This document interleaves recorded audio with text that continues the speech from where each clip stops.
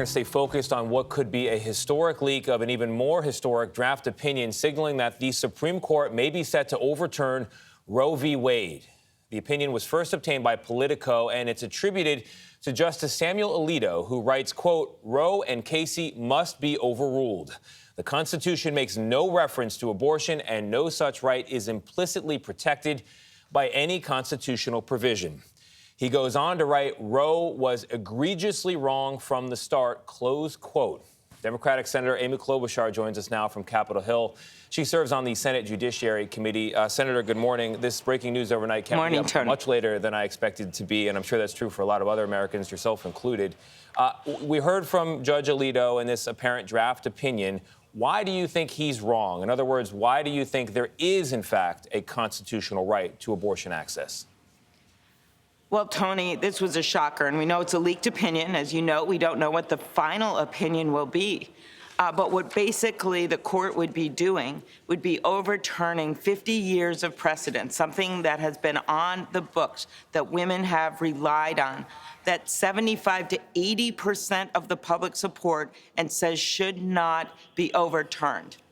So clearly they are inserting their own political judgments for what has been the law of the land. And by the way, if you look at what he says, abortion, the word's not in the Constitution. Well, birth control's not in the Constitution, and that also uses a similar argument in past cases for a right to privacy.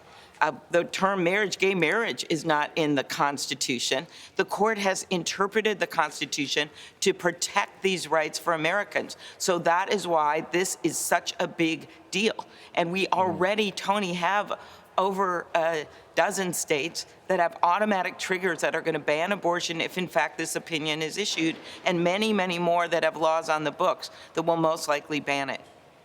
Yeah, the implications are huge, Senator. It would be the state or the government requiring a woman to take a pregnancy to term. That is just a very big deal in this country. I want to ask about another line in the draft opinion that says the decision on abortion access should be put in the hands of the people's representatives. In other words, you and your fellow members of Congress. What are you planning to do if this draft becomes reality?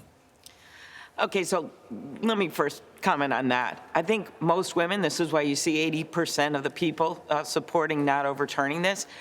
Most women say, I would rather have this be a decision between me, my family, and my doctor. My doctor. I want this to be a decision between me and my doctor, not Ted Cruz, okay? But that is exactly what the court will be doing by handing it back to elected officials all over the country. So what can we do in Washington? We can actually put Roe v. Wade into law, codify Roe v. Wade. We have many, many votes, of course, on the Democratic side for that. We do have a few, and let me emphasize few, pro-choice Republicans, probably 2 in the Senate. But again, unless you do something about the filibuster that I've long supported eliminating, we would not have the votes to basically enshrine the protections of Roe v. Wade into law. So now we're going to have a patchwork of state laws. So to me, we will do all we can to do this. Maybe we will get more Republicans, but most likely this will end up at the ballot box. That is why this fall, when voters go to vote, and my prediction, Tony, is now women are going to go to vote in numbers we have never seen before, because we've never seen such, in our lifetimes, such an overturning of major precedent as this. And if they want to protect their fundamental rights to reproductive choice or their fundamental rights to anything, they had better go and vote in the fall. Senator Klobuchar, even if people do go in support of protecting abortion rights and procedures, what more can be done by representatives at this point if you're expecting that it will be overturned? And what do you say to people who are concerned and those who are rejoicing this morning? Well, first of all, I think we need to once again bring the Women's Health Protection Act up for a vote. That would guarantee that Roe v. Wade would be the law of the land. And as I've said, our Republican colleagues have very sadly, for the women of America, been blocking that from coming up to a vote. But I believe we need to immediately call it up for a vote again. It has passed in the House of Representatives, and it's time in the Senate to call it up for a vote. The other thing that can happen is in state legislatures across the country, the fight will be fought. This will, of course, result in a patchwork of laws. But for anyone that's just been believing that we can sit on our laurels of a 50-year opinion, that all the work from the past is behind us, it's not. In fact, the work has just begun. I remember once Barbara Mikulski, who was the dean of the Women of the Senate, would always say, suit up, put your shoulders straight, put your lipstick on, and get ready for a fight. Because that is exactly what's going to happen with the women of America. And we simply can't let this court, which is so out of step with the people of America, and if this leaked opinion is true, they are literally overturning 50 years of precedent with a case that is supported by 80% of the American public, just because they have their own personal political views. Because you can, and we have no idea what floodgate will be open on birth control and the like. We have Republican legislators that are talking about six-week ban on abortion. This is going to be complete chaos if this goes through. Senator Klobuchar, you mentioned the American people, and wishful thinking is we agree upon a law and there's uniformity across the country. That's not the case. So with that said, previous polling shows that majority of people from certain states, they are against abortion. So there is a thought out there that if that is the case, then why shouldn't abortion laws just be left up to the states? What do you say to that?